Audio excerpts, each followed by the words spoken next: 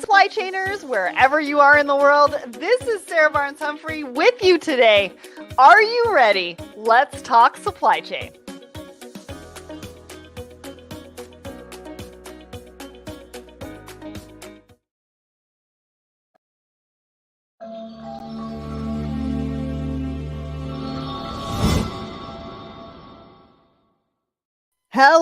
Hello, everyone, all the supply chainers that are tuning in to Thoughts and Coffee this morning. My name is Sarah Barnes-Humphrey. I'm the founder and host of Let's Talk Supply Chain, the Blended podcast, and also the founder of the Blended Pledge as well. Really excited to be here with you today. I've got Akshay, the CEO of Terminal49, joining us with a huge announcement, which I am very excited to tell you about. But of course, to start us off, let's really take a look at what's been going on with Let's Talk Supply Chain. So we've got a brand new episode. It's episode 316, and I talked to Gary at Trace Gains. Now, Trace Gains is doing some phenomenal things in supply chain, especially around sourcing, and they're actually offering it for free. Their program Gather is free for everyone. So if you want to go and check that out, you can actually source material or ingredients or things like that very, very quickly at the tip of your fingertips. Now, we all know that there are shortages out there, and it's because of raw materials, and this is a game changer. So go and check it out wherever you subscribe to the show. You can also find it on our YouTube channel or at letstalksupplychain.com as well. All right, we've got some live shows happening today. Now, you've got to be excited about this because obviously this morning we have Thoughts and Coffee happening right now. And then at noon, we've got the last episode of First Things First. And this is supply chain predictions for 2023 with Rob Garrison of Mercado. And I think he's talking to Pete Mento. If you are not watching this and doing a lunch and learn today, you are missing out. Even if you can't attend, go and click the attend button. I'm going to have AJ put the link in the comments. Go and click the attend button because you'll actually get a link from me after the show so you can go and watch it. Plus, at 1 o'clock today, we've got our looking at logistics in 2023, cargo theft, labor disputes with Danny from Overhaul. This is kind of like true crime in supply chain. So if you like listening to those true crime podcasts, definitely give this a listen at 1 o'clock. It's only 15 minutes, really easy. And again, if you go and click the attend button, you will get the link to rewatch it later. And then on Friday, DC is going live with the return of return season at 10 a.m. on Friday. So again, go click that attend button so you can go check it out. What else have we got? I went live with the monthly hustle yesterday, and the title is What's the Intention Behind Mistakes?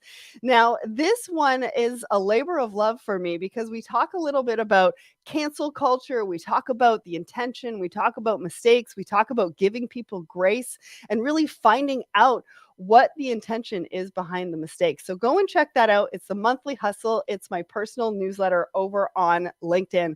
And then last but not least, we had a giveaway for TPM registrations. We were given 3 registrations to TPM 23, and we were finally able to announce the winners this week. So congratulations to Lisa Fenton, Selena, and Betsy, and I'm hoping to see you all in person at TPM 23, which is happening at the end of February, beginning of March. And actually, I think Akshay is going to be there too. So without further ado, let's bring him up to Thoughts and Coffee. Hey, Akshay, how you doing? Oh, you're on mute. Oh, hi, Sarah. Good morning. How are you doing all the way from California? You got up super early for us, did your hair, your makeup. So I really appreciate that. Anything? Absolutely. So tell everybody who you are and what you do and all the good stuff. So I am the co-founder and CEO of Terminal49, and our vision is to automate global trade. Today, our focus is on the ocean freight visibility market, and we're building a ocean freight container tracking platform. But really, our customers, everything from shippers, freight forwarder, customs brokers, and other technology companies use it for to manage and track their containers and for container execution. And our key differentiation today is, look, there's a lot of visibility platforms out there. You can track your containers across many carriers. But a lot of the problems happen at the port, right? Yes, they do. We have seen this over the Right. last couple of years for sure. And containers mainly get stuck at the port. And what I'm talking about there is even before a container arrives, you might have a hold or a fee. When it arrives, you need to know when it discharges so you can pick up the container before the last free day. So all of those milestones we are able to standardize and provide through our APIs and dashboards. And the key thing, across a lot of things that we help our customers with containers, the key thing we help them is to identify containers that are at risk.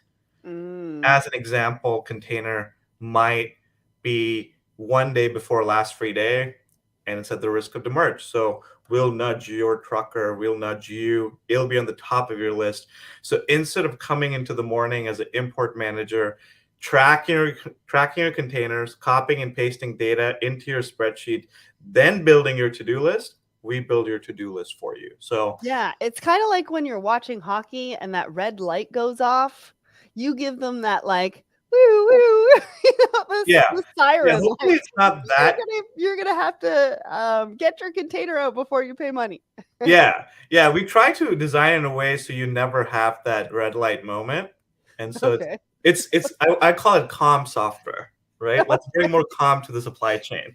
All right, let's bring more calm to the supply chain. I love that. And actually, we're going to be getting into that a little bit more with our first article because we're going to be talking about some of the challenges. We're going to be talking about, some of the costs and some of the costs I didn't even know about. And I was in operations for 10 years. So we're going to get to that in just a minute. Plus, you're going to give us a market update and a bit of an announcement. But before we do that, let's go to our poll of the week. So last week, we asked everybody, what are you trying to do to ensure you smash your goal for 2023? 41% of you said focusing on learning more. 35% of you said working on my habits. 22% said changing my mindset, and 2% said other comment below. Akshay, when you see this, what do you think? Are you in any of those categories or do you kind of go off and do your own thing? No, definitely one of those categories. Yeah. So I was told that I should take a look at my morning routine. I mean, we hear about all of these really successful people having these morning routines starting at like 4 a.m. I am not that person. I need my sleep. I love my sleep. But they did say to take a look at your morning routine because it kind of sets you up for the day. What is So your morning that routine? my morning routine is kind of non-existent. So I do have a goal set for 2023 to make it a little bit better so that I'm not just going on my phone right away because I do tend to do that. What does yours look like? Yeah, I'm on the same boat. Not You know what? I love the mornings because my kids and my wife are sleeping. But these days I end up just staying late, working in the wee hours, so the morning gets washed away. Right? Yeah. Because we all want to sleep and I don't want to, I'm not a 4 a.m. You do not want to see me at 4 a.m. Let me tell you. I will say this though, the biggest change, which is kind of weird, I didn't expect this. I got this like light over here, and it really wakes me up in the morning because Okay. I just turn it on and I'm ready to go. I actually did some meditation this morning. So I'm kind of hoping that if I can do it for 30 days, it'll become a habit and then I can do it for the rest of 2023. If anybody's listening wants to weigh in on what your goals are for 2023 and how you're going to smash those goals, feel free to put them in the comment. We want to hear from you because I'm sure we're not the only ones that are kind of struggling with morning routines or 2023 goals or how we're going to smash those. So while we wait for those, why don't you talk to us about a market update? What are you hearing from your customers in the container shipping side, in the visibility side? What are you hearing? What are you talking about? Give us that kind of insight. Sure. Um, I think at the end of the day, it's business as usual. We're also buying stuff around the world, Mhm. containers moving, and what with that being said, I think since in the last quarter, there's been a lot of softening in the market. Volumes have come down quite a bit. And a lot of that, the reason for that is because people over ordered and they have too much inventory Too sitting much. around Mhm. that they have to get rid of through the holiday season. So I do think that will ease. That has things will get back to normal in terms of the supply and demand balance.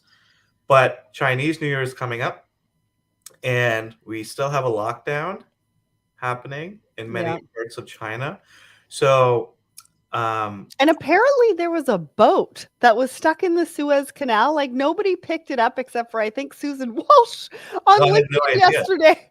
But there was another boat that was stuck, but they got it unstuck and it is moving right along. But just to add to that, there's things that are happening that we don't even report on because they kind of happen really quickly, right? Yeah, and there's a boat that went down that I just read about yesterday, which was the Maersk, uh, Wow. and they're trying to. There are four people that are missing, but that's it's hopefully they find them. Mhm. But yeah, I'm not optimistic about the Chinese situation. That might have a big effect on things coming into the U.S. and other parts of the world. Um, but the wallets are definitely tightening, not just in supply chain, but all businesses around the world, Mhm. specifically in the US. There's a lot of layoffs Mhm. happening in tech specifically. I do think we're going to see that in, the commodity businesses, Mhm. like the Walmarts of the world. Amazon just laid off 18,000 people. Yeah. Yeah. Um, and so although the contrary to that is there's still a lot of jobs out there. A lot of companies are hiring. Yeah. So it's a little bit of a mixed signal what the market is saying. The stock market is not doing that hot. Mhm. And so I do think for supply chains, as a startup, we have to work harder Mhm. to get business. I do think that's going to be a commonplace, whether you're a service provider or a cargo owner. We just have to work extra hard. We have, a lot of supply chain businesses are margin businesses, so we have to take control of costs. Costs are going up. I don't know Mhm. about you, but Yeah. things are getting expensive for me personally and in my business, and revenue is not coming in as fast. So Mhm. I think generally, maybe that's a more general market update from my perspective. Um, and yeah, that's kind of what I feel. But even when you're saying that, you have some exciting news to share. So do you want to let us all in on it? Yeah. So Terminal 49 has been a small team for the last couple of years, and that's very much intentional until we found some sort of product market fit. And we've had really great growth over the last 2 years. We've actually tracked over 1 million containers Woo! across It's a lot. 150 customers. And we raised our Series A fundraise this past summer, which was really, really hard, but I'm glad that it's out of the way. Um, and so we're going to announce our fundraise next week, which I'm really excited to do. And actually, since then, we've doubled our team. So Wow. we were about 7 people. Now we're 16. And so we're hiring. Congratulations. That is huge. And I think that's a really huge announcement from the fact that you're also hiring as well. In our second article that we're going to be talking about, we do talk about technology investment as well. So, and that is increasing, especially in supply chain. So, anyways, congratulations so much on that Series A. I know that you worked super hard on that. And I know that it's going to take Terminal 49 to the levels that you envision the company to go to. So, congratulations on that. If anybody knows anybody who would fit into some of the positions that you're hiring for, definitely reach out to Akshay. And remember, we're only here till about 10:30. So if you have any questions for Akshay, make sure to put those in the comments. Sam and Ankit want to say hi to you over on my personal LinkedIn. But let's get to our first article. So I found this one on your website. Now it is from February 2022, but it does talk about the challenges. And so the challenges at the port, which you were talking about a little bit earlier, in how you provide visibility to your customers. So I want to talk about these challenges, but I also want to talk about how, like, has it gotten better? And then a lot of these challenges actually um, hit higher costs for customers. And so you were talking about how higher costs are kind of across the board. And so everybody is looking to eliminate any sort of additional costs. And so I think it's really important to talk about whether the challenges have gotten better, how you can use a visibility tool, and why it's so important to be able to keep on top of this so you don't get the extra charges. So some of the challenges were backlogs, workers, inability to synchronize truck and rail handoffs. And then they result in costs per diem, which I hope that you can maybe shed some light on, demurrage, which I'm very familiar on, and container dwell, which I didn't know too much about. So talk to us about it. Has it gotten better? Are these still, costs that we need to be looking out for? And why is visibility important to keep those costs in check? Yeah, these are some hard costs. That means your cost of transportation will go up, if you incur them. So, demurrage briefly, uh, when a container is sitting at the port, you have a couple free days to pick it up. And after that, the terminal charges you parking fees, which is known as demurrage. So you're basically about 4 to 5 days to pick it up. And per diem is very similar to demurrage, but it happens when you take the container out, the terminal's like, hey, it's my container. You got to get it back to me. And so the clock starts ticking right when you pick up the container, and you typically have 2 days to return the container, and that actually was a big problem. It's becoming a little better, but we um, there was a lot more per diem costs going up because it was taking much longer to bring the container back to the terminal. The terminals did not have any place to bring the container back. They were overloaded, and there was a lot of per diem incurred. And mind you, these costs are $100 to $300 a day. So Oh they yeah, they're not small. quickly add up. They Yeah. really, really do. So how does visibility or visibility tool, why is it so important to help sort of minimize that as we go into 2023 and we look at technology investment? Why do people need that? Yeah, the most common reason that these costs go up is people just forget, or there's domino effects, Right. right? Um, Most of our customers who use Terminal 49 are really 25 to 30 containers per month or over. That's where, if you did not sequence your containers, if you didn't dispatch them in time, or suddenly you come in and you realize that you have 20 different customs holds and Yeah. fees to pay. And so you're kind of like quickly paying these fees, and then you have to track the containers again. That's where it's like, okay, a ton of containers are getting stuck, and now you have to dispatch them. And so we actually see that as the biggest reason why these things happen. And this is because of human error. Right. So that's kind of where, Terminal 49 and very many other tools are very useful to reduce your workload and get ahead of the problem. Dwell times are basically latch on costs if you have demurrage per diem or container sitting at the port, right? Which are hidden costs because, well, one, you are not going to get your container in time, your customer is not going to get the product in time, and you potentially have imbalance of inventory at your warehouse. So there's a lot of hidden costs over there, not to mention more white hairs because you have containers sitting out there and you're like, more containers coming in, more containers sitting at the port. What's going on? Yeah. So those are, I would say, the hard cost. But actually, as we get into a tighter market, which we just talked about, you want to be able to do more with less, Hmm. right? And you want to give time back to your people who are managing your containers.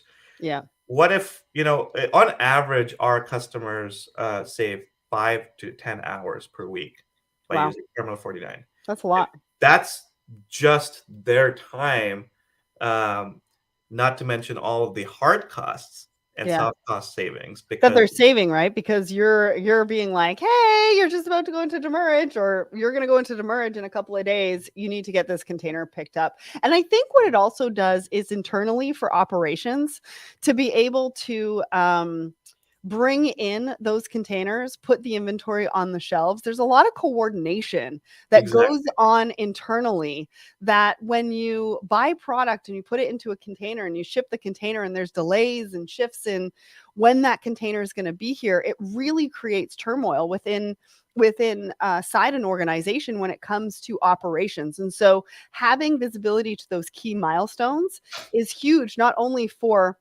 a certain set of people, but really for the entire internal operations of a company, in just being able to schedule and make sure you have enough staff. Like it's a domino effect, like you said earlier. Well, thank you for that. We're going to talk a little bit more about visibility in just a second, but I want to get to our second article. So KPMG came out with this particular article on supply chain trends. And I know that you guys have been asking me for this. And so we focused on an article last week, but I also wanted to focus on this article because let me tell you, this is a great read, guys. So the trends that they're talking about is that organizations are skeptical about cross-border trade. One thing in particular from that is that they want domestic self-sufficiency and close cross-border trade. So when they talk about skeptical about cross-border trade, they're talking about more international trade, and more people are looking to become self-sufficient in their domestic market, which I think is huge.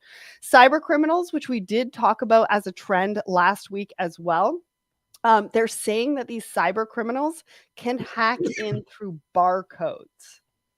One really important key piece of information that I wanted to bring out from this particular article.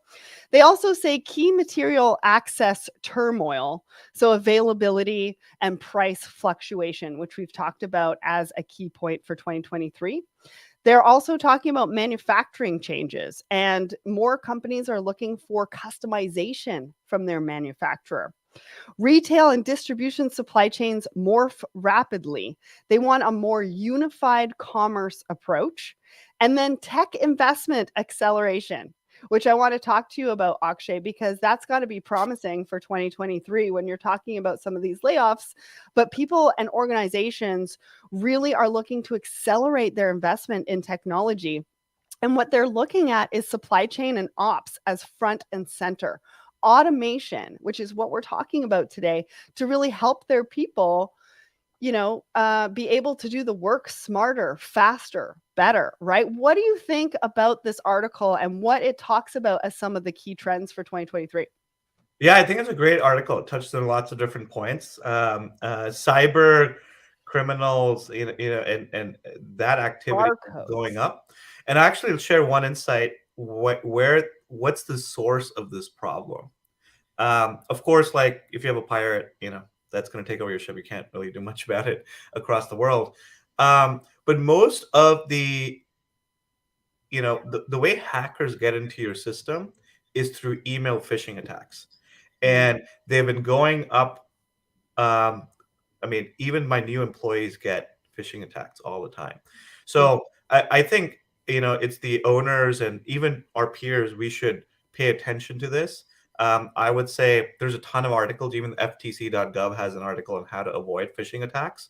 And phishing attack is kind of like you get an email that looks like your bank or Netflix, and like, hey, you need to confirm your account, blah blah blah. Right. Just like that email, and you go in and you enter your login, and then they kind of get in your system or like download some file, and that can open up a door. And that if they open up your door, well, you're a door to the company, and that's where things go wrong. You might have heard of MSC getting hacked, and like a lot of large companies getting hacked over the last couple of years. That is the source of the problem. So I do think we can all get around it by just paying attention to these emails to avoid criminal. And the other thing is getting insurance for your goods, but looking at the fine print around cyber criminal insurance or cyber insurance. Sometimes insurance companies don't insure you against those things. So That's a really good point because I was talking about, talking to your vendors and getting on the same page about what that could look like. But you're right. I mean, taking a look at the fine print in some of your contracts and in the insurance and things like that. So I want to say hi to John. We've also got Morton and Marianne and Lewis and Mohammed joining on my personal. John actually asked a question in regards to our last article. Is it true that steamship lines will negotiate per diem but not detention? um, they will nego. What are you talking about on the contracts? I'm not sure. That was the question. I think they will negotiate detention if you have volume. You can, and the way you negotiate it is you get, hey, instead of the standard 2 days of free time, you can negotiate like, hey, I need 5 days or I need 7 days. I've seen like large beer importer negotiate 14 days of free time just because they need it. So they will definitely do it. I don't know. I don't have shipping line contracts. I don't know how that process works, but I've definitely seen a lot more free days for certain containers. Awesome. And then Morton says, how many terminal and ports do you cover? Um, I we are adding terminals every week. We actually just added a few in England, and we're adding some in Mexico. So I think it's closer to 70, but we're steadily adding more. Awesome. Awesome. Well, great questions. Thank you all for asking those questions. We've got a few more minutes, so make sure that you bring those questions into the comments. I want to talk about our last article. So, Hapag Lloyd last April came out with the fact that they are going to invest in real time visibility for their container fleet through these particular devices. And so I know we only have a couple more minutes, but I do want to ask you, how is this going to improve visibility? Because they talk about going live with these devices in 2023. And so it should be happening any day now, I would assume. But how is it going to improve visibility? And do you see this as an add-on to what you are currently doing at Terminal 49? Yeah, I think first of all, I think this is really exciting. It's something new in the market. We've never seen this before. You can go buy devices and put it in your cargo, but this is you just get it if you use Hapag Lloyd. And I read a little bit about it. They call it Hapag Lloyd Live, Yeah. and I think first and foremost, where this would be helpful is if you're a refrigerated container. Mm, You can track where your container is, but more importantly, it'll give you sensor data mm, for all your Hapag Lloyd refrigerated containers. So, the temperature. I think there's also shock, and where it is. mhm. So I think while it's not a complete picture of what's happening with your container from an operational standpoint, I think from where's my stuff, Yeah. it Is there answers going to be that question. delays? That And kind of then thing. it also gives it to you for a dry container. So that's another, I think added bonus. Well, it's not free. They're going to charge you Yeah. for it, and they have a Mhm. basic and a premium model. But I don't think it will tell you anything around, hey, is it available for pickup Mm, at the port, right? Is does it have a hold? Does it have a fee? Was it mhm. removed? Which entity gave you that hold? What chassis number picked up the container? Which Yeah. trucker picked up the container? Yeah. Does it have demurrage? Does it have per diem? Now I think they can add that, and I would encourage them to add that, right? Mhm. But I think it's an additive for the complete picture, but it's certainly a step in the right direction from my perspective. Absolutely. I would totally agree with that. And I think like you said, it's an add-on to what you're currently doing. And so it gives visibility from origin all the way to your door, which is what everybody wants. I remember being in operations 10 years ago and somebody was like, "Why can't I see my boat on the water?" And I kind of chuckled, but at the end of the day, that's what we want and that's what we're looking for. I'll Well, just say before one yeah, more thing, that they are not opening up the data. You okay. have to go to their website, and for volume players, that's a non-starter in many ways. Right. Good point. Okay. So just before we go, I do want to let everybody know where I'm going to be. So Akshay and I are going to be at Manifest January 31st to February 2nd. I'm actually doing the keynote with Patrick of DHL on February 1st, which is going to be great. We're podcasting on site. We're doing all sorts of video content. So make sure to come up and say hi. We're also both going to be at TPM Tech and TPM 23 happening February 22nd, 23rd, and then February 26th through March 1st as well. I'm going to be doing TPM TV again. And then, of course, we've got all of our live shows happening throughout the month. And remember, if you want to click the attend button, we will send you the link so that you can watch the episode. Akshay, always a pleasure. Thank you so much for getting up early for us. And everybody in the audience, thanks so much for joining us for the show. If you have any questions, go and look up Terminal 49 or Akshay on LinkedIn, and he'll be sure to get back to you. Thanks, everyone. Thanks, Akshay.